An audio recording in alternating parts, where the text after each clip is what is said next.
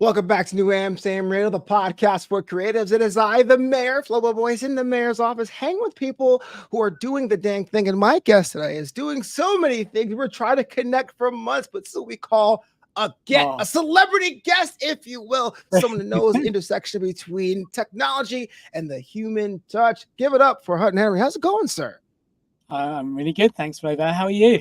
I'm good. I'm good. Yeah. See, I don't pay my guests. That's the intro is all you get. That's my gift to you. I made my week. Don't worry. I appreciate you. So look, as we record this, it's May, which is crazy because it was 2019 last week. How's 2024 treating you professionally and personally? Oh, that's a really good question. So genuinely, it's really good professionally. It's the busiest I've ever seen. And this is my third business, 15 years as a founder. So, and it's genuinely really busy this year. If you ask me this time last year, it was terrible. So I like to be honest. And if it's busy, it genuinely is busy. Personally, I'm very happy because some of my creative things are still going on the side, and I've managed to make time for those. So happy man at the moment. So. Well, that's going to be my fourth question. Now my second question, because as someone who loves to have or was looking forward to happy times, like you said, you're a founder of 3X. I mean, 3 different companies. Walk me through that, and what's that like being out there in the open seas when you have good years and bad years when it comes to the bottom line?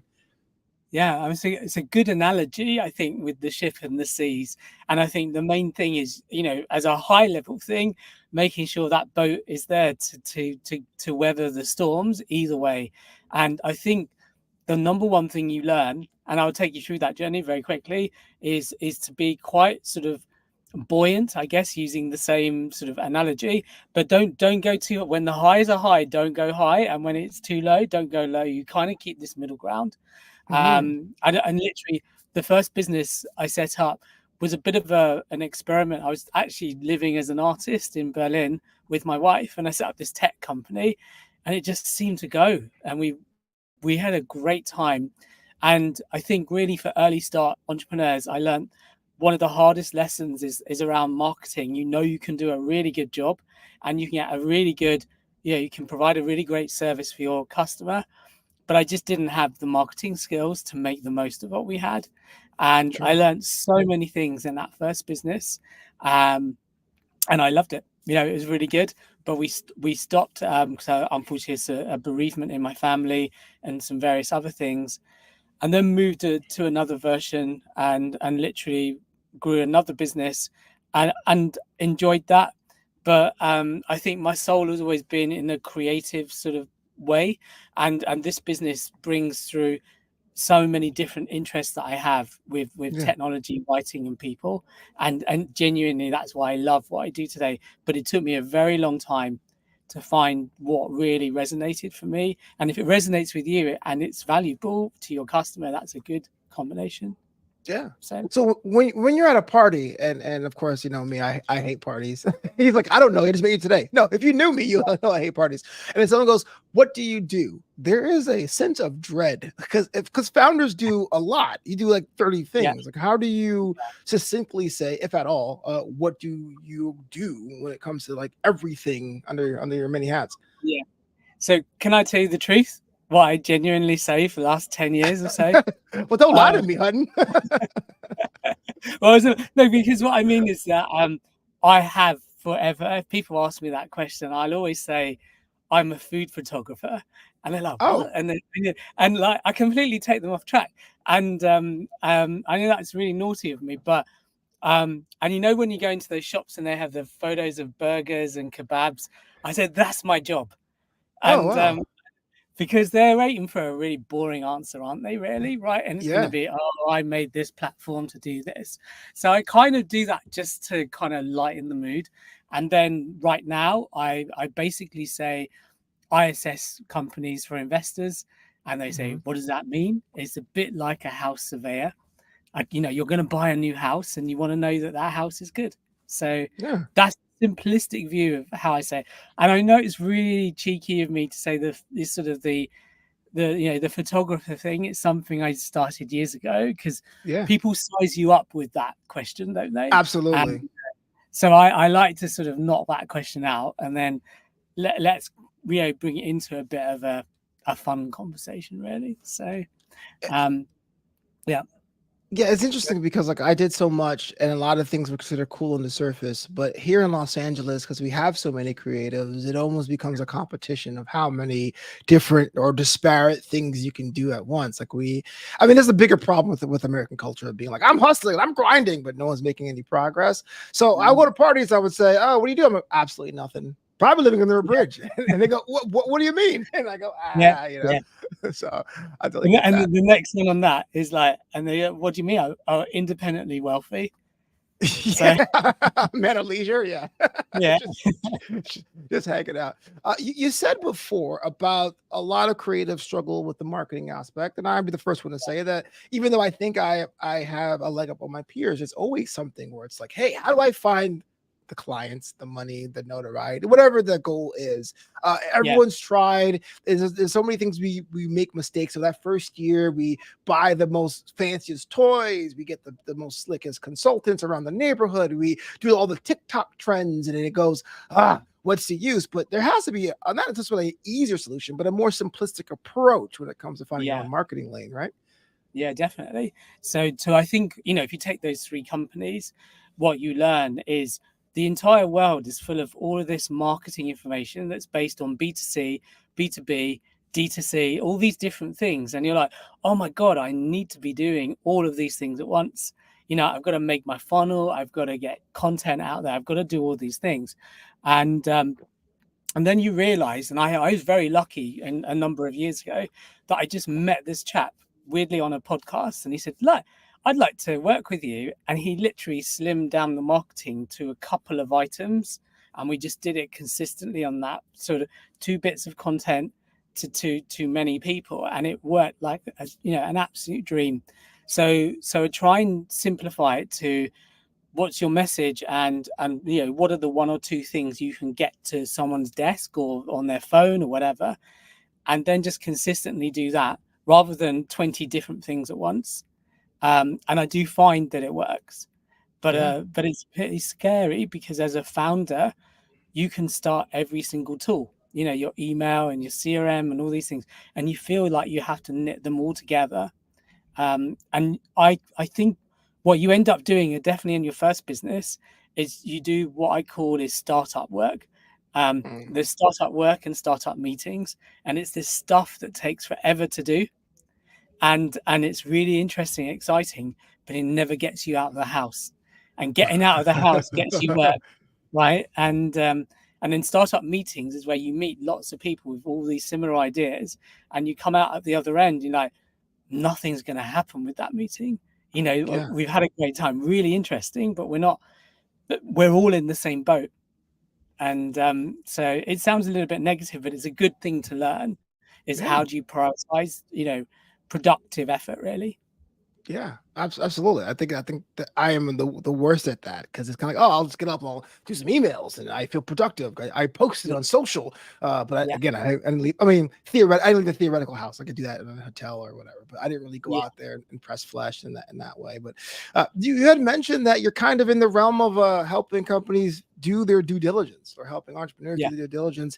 How has that evolved over time? Because I feel like when I was a kid, it was kind of like, oh, the building's great and the accountant book is okay. But now I think there's a lot more to that, is it not? Yeah, definitely. So there's so if you're assessing your business, I mean, we help the founders, but we also look at the investors side as well. And what you'll see is there's so many people like us looking at different aspects of a company. We look at the tech and the spend and what people are creating. And some people might be looking at the HR or what's your social responsibility. There's so many specialists who look at different aspects of a company. But right at the early stages, let's be honest, it's really about the founders or the people who are making it, because that's what we're investing in. We're investing in your vision, your ability to sell, and your ability to make something. If that all sort of comes together, that really is built on a gut feel and trust. Yeah. But if we told everyone that would sound like great. I'm just going to go and pitch me. I'm going to show you. There has to be some form of data and traction as well. Yeah. Well, has your foundings ever cause conflict where it's kind of like, no, you shouldn't invest in this. Like, what do you mean? We want to get out as soon as we can. I want to go on the beach in Maui. What's up? Yeah. No, I mean, I think really, if you look, I say that I sit on this front row seat. You're in LA. You'll understand, like, it's like a cinema thing for us. We sit on Yeah. this front seat and we watch all these dream makers, and that's investors and founders and all these people who come up with a vision or dream. I get to watch it and go, well, this is my opinion, and I think what's happening. And you will get conflict, and sometimes you get people who just don't know if they're going to make it. They've got a great idea, but they're going to need some help. Yeah. So And that's where you slot in. Talk to me about the book, People First, yeah. and what that mean. What was the impetus behind creating that, just for others? No, thank you. So my background is really around merging companies. So I used to work for large companies like Ford when they bought Jaguar, HP when they bought Compaq, really big deals, right? But when you're doing these buyouts, you're actually really mixing people. So the intention of the book was to say, look, I understand we're looking at the money and the product and how great this business is going to be, but why don't we switch it the other way around and look at the people first, and how are we going to merge these people together? And so that's the impetus of it. Was, Yeah. we're looking too much at the tech and at the money. We need to look at people and what's going to happen when things when you get investment. Everything changes, because you've got new people coming in. And so if you're very early stage and you're building your thing, that often it's very exciting to be offered some investment. But what most founders and small companies aren't aware is things are going to change soon. As soon as you get that money, the pace is going to go up. You're going to need to report more, and all of these aspects I find are quite a struggle for people. And that's my Yeah. focus. It's like, how can I help that person? And I do it quite often, Flobo. Like, I help them with the deal, but as soon as the deal has happened, let's do some coaching to help you understand how you're going to speak to your investor now that they effectively own part of your company and therefore part of your livelihood. So, Right. Now, and sorry to cut sorry, you off go. there. I can't believe I was in corporate America for any period of time. But I Yeah, haven't been really in that space since 2017. I had a little bit of a reprieve in 18, but it was interesting because I was working for a test and measurement rental company. It was called Electrorent, and it was bought by a company called Microlease, but they kept the Electrorent name. I know I'm boring myself just saying it, but I will say uh, everyone had all the charts and graphs about projections and what they wanted to do. But I was yeah, in the marketing department for Lecturant, and they had a content-based marketing strategy. Now, it isn't the golden unicorn it was now, but back in 2016, it was like, the next wave. And I imagine having people coming with their numbers because they were the buying company and saying, hey, we're going back to empowering our sales team with like sales sheets and coupons. And I was like, what? This is a whole difference of philosophy that wasn't necessarily tangible. Our marketing budget had this and we made this, but it really wasn't an approach. And I think that caused a lot of brain drain. So you're absolutely right. Everyone wants to do all the research in the world when it comes to money, but people, they'll fall in line. And when they don't, it's a problem. yeah, absolutely. So I mean, there's a couple of things in here. I sort of moved it on. So I started doing psychoanalysis of the teams, and what I'm looking for specifically is diversity of thought. So if you look at a team of 10 people, I want to see how different that team is. And it's not just the founder, it's everyone around them. And then we can work out the best way things are going to work for them. And it sounds very technical. So I put together a graphic novel, which is Mm-hmm. free, and it sort of explains the whole process. Because to me, we talk a lot about diversity at the moment. We have done. It's a natural thing to work with people who are different to us. But actually, I think true diversity takes a lot of effort to manage well. Because if you've Right. got, I see it all the time, and you need people who are just, you're just going to keep them motivated, and engaged and emotionally engaged. And it takes a lot of work. So if we can understand how people's brains work, we can design our teams better and and Yeah. and To me, it sounds a bit. This will sound soft, but if I can make a happier team, that Yeah. to me is our job is done.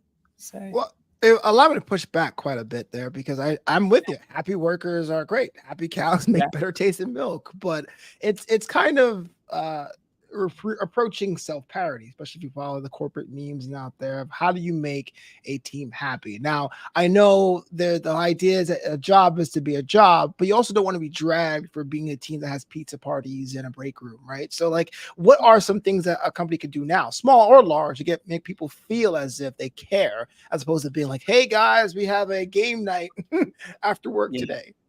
Yeah. I mean, obviously, the number one problem right now is communication. It's so hard with everyone. A lot of people working from home.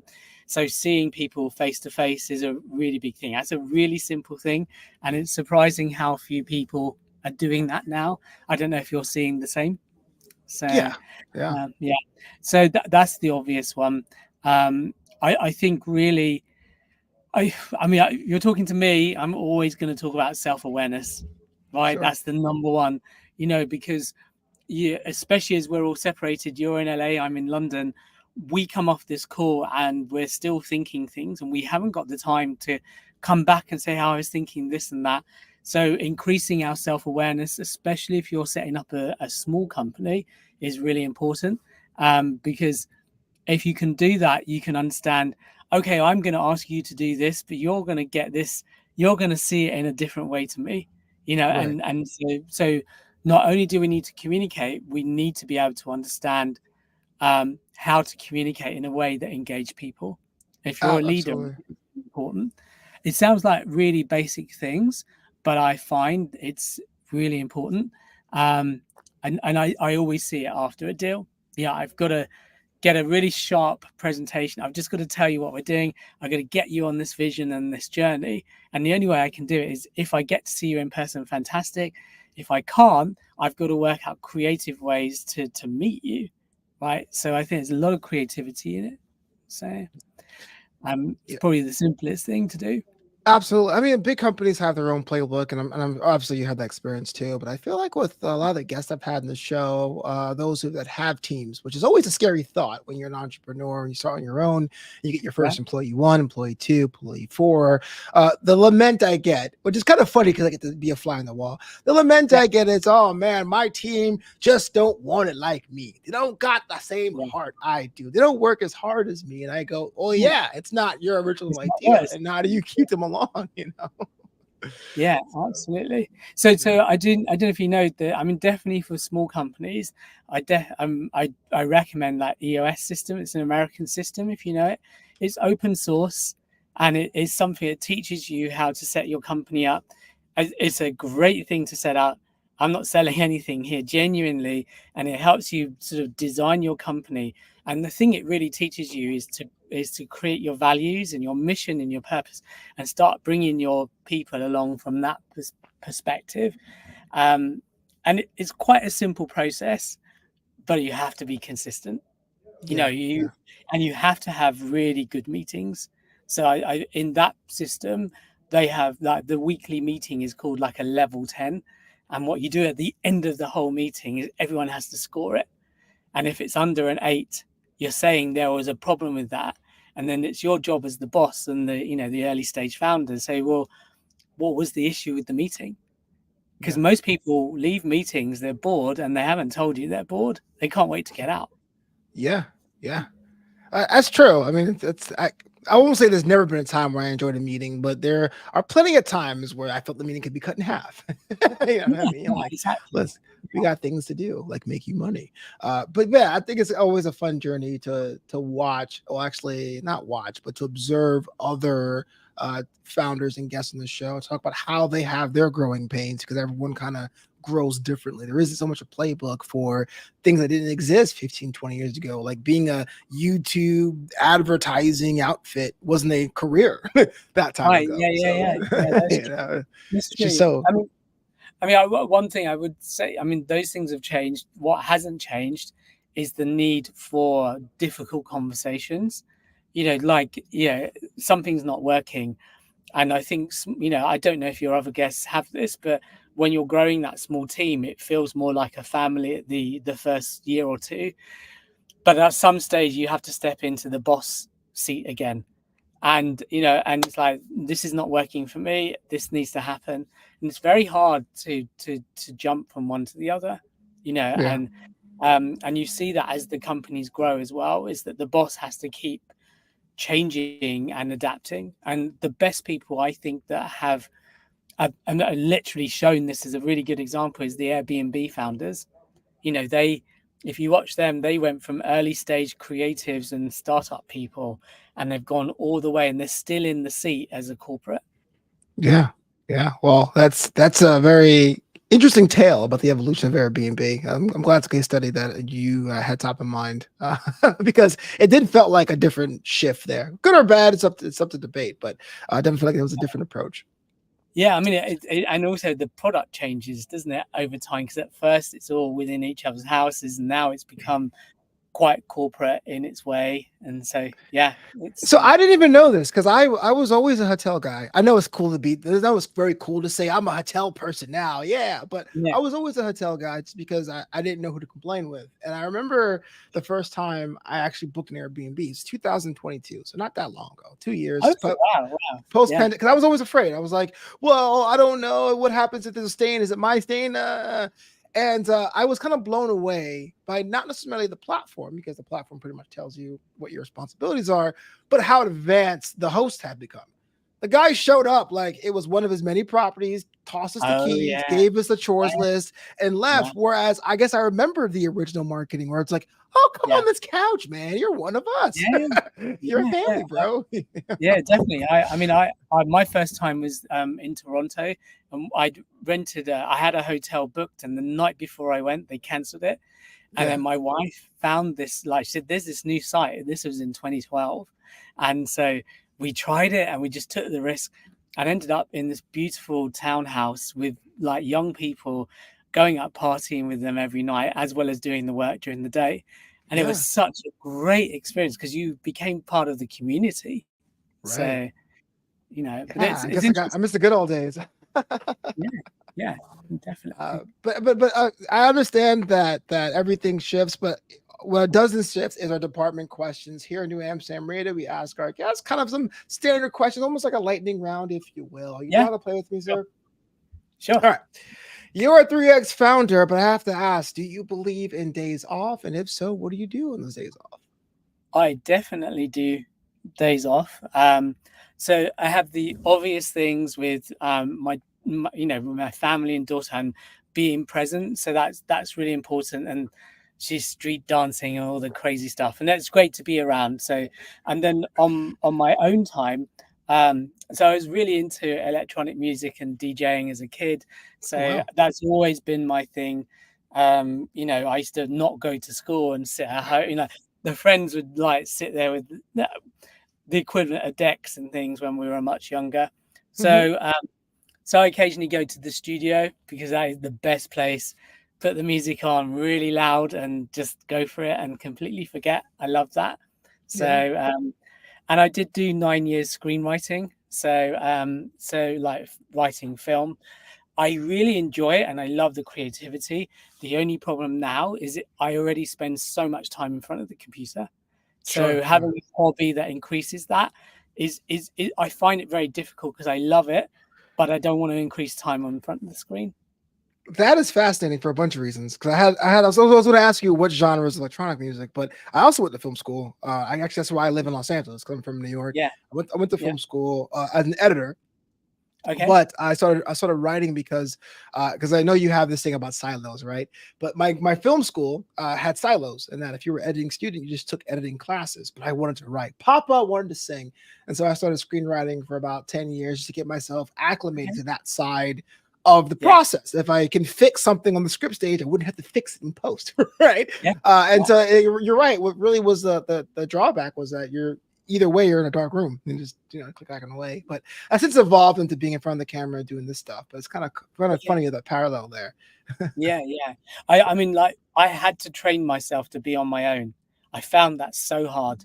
The first years of sitting there, everyone else is at work and you've got this time off and you're writing.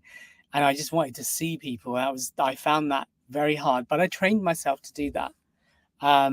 What sort of genre were you writing in screenwriting? Oh, okay. So I'm glad you asked this because I'm from Brooklyn. That's very important. I started Yeah. writing genres I hated because I wanted to learn the nuances. So I have a western that is a neo western, so it takes place in modern times. I have a romantic sports comedy. I have an Indiana Jones type National Treasure type treasure hunt screenplay. Like the idea was really to learn different kinds of like almost like when you go to art school, like how you learn different styles and expressions. But I would say Yeah. now, if I given the chance, I love thriller mysteries. Those are my favorite genres. Yeah. Yeah, that's good. Yeah, What definitely. was your DJ name? Could I ask? Scribey. Yes, let's go. Ministry of Sound presents. I love it. I like to keep it really low key. So, Yeah. because it's like the opposite of my work. So it's my escapism. But I really don't sort of do too much on either side. Neither side crosses really. So Sure. I understand. Everyone collects something. What do you collect? oh wow, that's a really good question.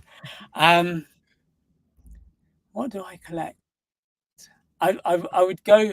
I mean, the music collection is too easy because that's just a hobby. So, I do you know I'm gonna say I'm too scatty to collect something.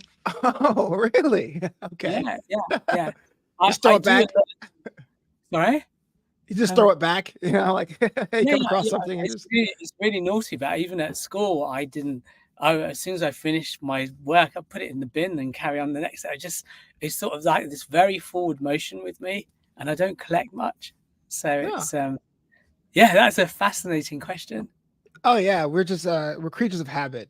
Just for full disclosure, I have enamel pins, so I do the little enamel pins. But I have this thing about going to all the. I'm a big baseball guy. All the big Major League Baseball parks. There's 30 Okay. professional teams. So when I go to a new stadium, I'll get a pin or something.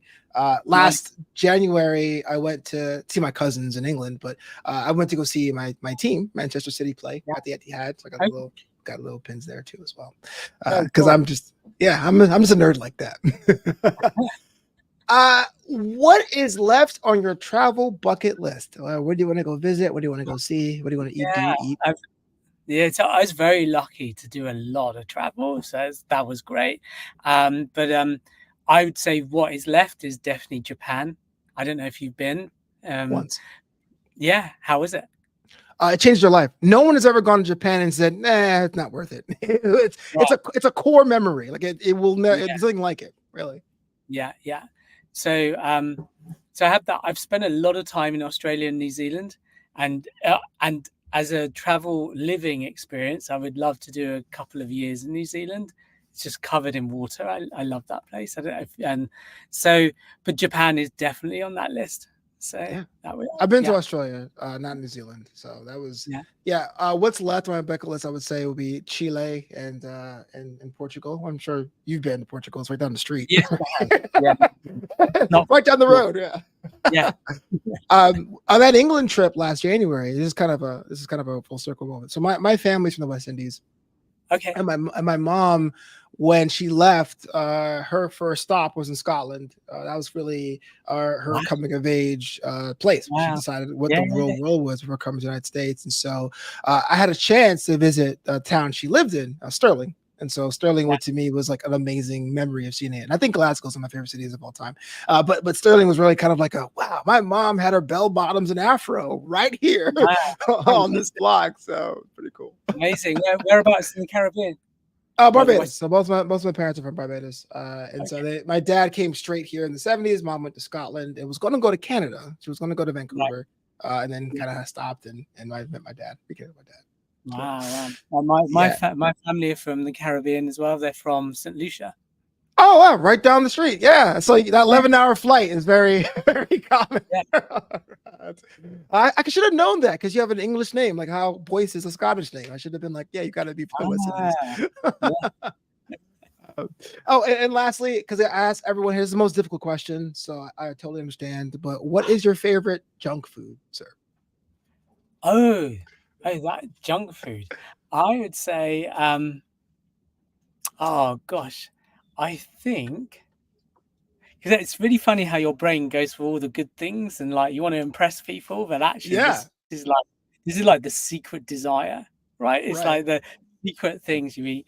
Um, I think I have a very old story about pancakes, and Okay, it's, okay, but it's but it's a particular thing, and it's a mix, and it's to do with the fact that when I was a teenager, and this is okay, this story, but I went to as part of our family, we were looking after a young girl, and this like mum turned up, and I was a teenage boy, and she said, "Come in," and she was a model, but hardly sort of dressed in a way, but not in any bad way, and right. and she made me pancakes and this weird thing, and I was like, so I've always had this association with these unhealthy food because it's. I tell my wife about it. It's like, Hutton, you're not having those pancakes again, because it brings back too many positive memories. So Right, right. I've had that before. I like for not the pancakes, obviously, but the first time yeah, I had beef Wellington, it was such a like oh, a fantastic culinary experience. I didn't want to touch it. I didn't want to ruin it. You know what I mean? But where shout out did to you Gordon have Ramsay. I had where, it at one of the Gordon Ramsay restaurants in Vegas. He has like four of them, and wow. so because for some reason, like I think Gordon Ramsay is a fantastic Scotsman, but I feel like he's like the gold standard of celebrity chef as far as like quality versus mass production. So I went there being like, whatever, it's not as good as our American food, and I was like, oh my god, this is actually pretty cool. Yeah, But I I know what think you mean.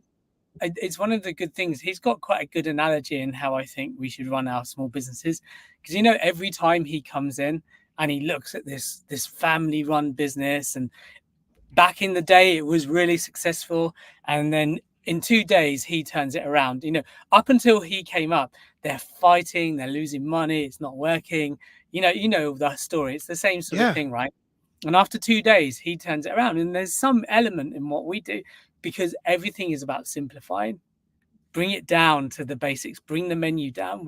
We actually say that in our job, and it's very much around Ramsey, because he's like, you're doing too many things, and yeah, all of those things they're not working.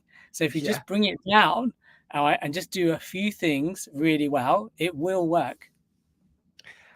I'm glad you mentioned that because so there was the show's Kitchen Nightmares, and there was I used to work at Fox, and at Fox I was on the staff for the content for the American version. But I remember a British version where he had a simple suggestion. It was like, hey, let's use fresh shrimp instead of frozen, and let's change the name of the restaurant. They were like, you're hurting our soul. Like, they were so Yeah, heartbroken, but they did yeah, it and it worked. It was like, yeah, you know what I mean? Sometimes you need outside perspective because you get married to things and go, that's the way it's always been done. So yeah, pretty cool. yeah. How long did you work on that for?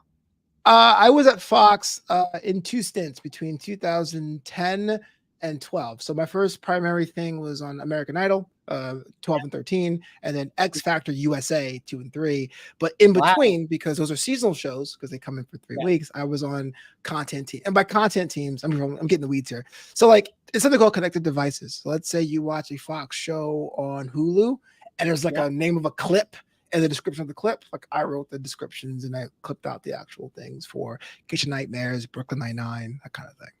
yeah. I Yeah. like Kitchen Nightmares. I think it's a great transformation show. Yeah. I don't want to drag any celebrity chefs, but I've been to a lot of celebrity chef restaurants because I'm totally a tourist like that. And I've gone, Okay. there's some brands I go buy. Oh, that guy? No thanks. But I've never gone to, except for the ones I almost died in, right? I've never gone to a Gordon Ramsay place and felt disappointed. I said that takes a lot to have a certain base level of quality, even though it can change. But to understand that there's a name that you can count on and trust is worth its weight in gold. And to add on to the whole Brit parallel, when Virgin America was a airline here, that was the only airline that treated me like I was somebody, even though I had no money. Oh, And when wow. it left, I was like, oh my gosh, Richard Branson, Wow. what are you doing? Like, this is great. Yeah, yeah. It really changed. Yeah, it really changed. Sorry, I mean, it's about me. Anyway, Hutton, I'm so glad you're No, on the show. I'm so glad you're here. It lets me ramble about airlines and Gordon Ramsay and junk food. This is so much fun. I love your perspective on things. But if someone wanted to learn more about you or to book you or to get that graphic novel, how do they go about doing that? Yeah, I mean, I'd definitely go for the graphic novel, and you can get me on a link tree So you like the link.tree/Hutton Henry, and the novels in there's a load of material, but there's quite a few free things in there, and the graphic novels there for that. Oh man, link trees are like the best invention ever. Like right up there with sliced bread. Not quite. So good. Yeah, they are. Yeah, probably a little bit healthier than bread as well. Right. Absolutely. Or when are you coming out stateside? Do you have any business out here soon? That's a good question. We don't come out that often. I mean, if I do, I came to Canada a couple of weeks ago, so it just happened randomly. But this is the sad thing about working remotely and from home, even that far away, whatever, you can do it over video. But I do believe that, when you see each other in person, you get so much more from it. Oh, absolutely. And but if I'm in your area, I would definitely knock you out there, see if you're around. So absolutely. I'm not going anywhere. I can't afford to go anywhere. See how bad the economy is? I mean, I'm here in Los Angeles, man. Here, give me your shout when you come through. And if I can make it out there to see my cousin again in London, I'll definitely do the same. Yeah, definitely. Thanks so much.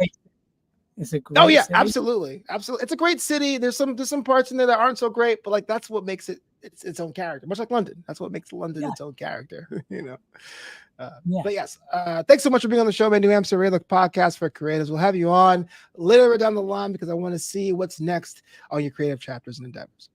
Sounds great. Thank you. That's great. Thanks.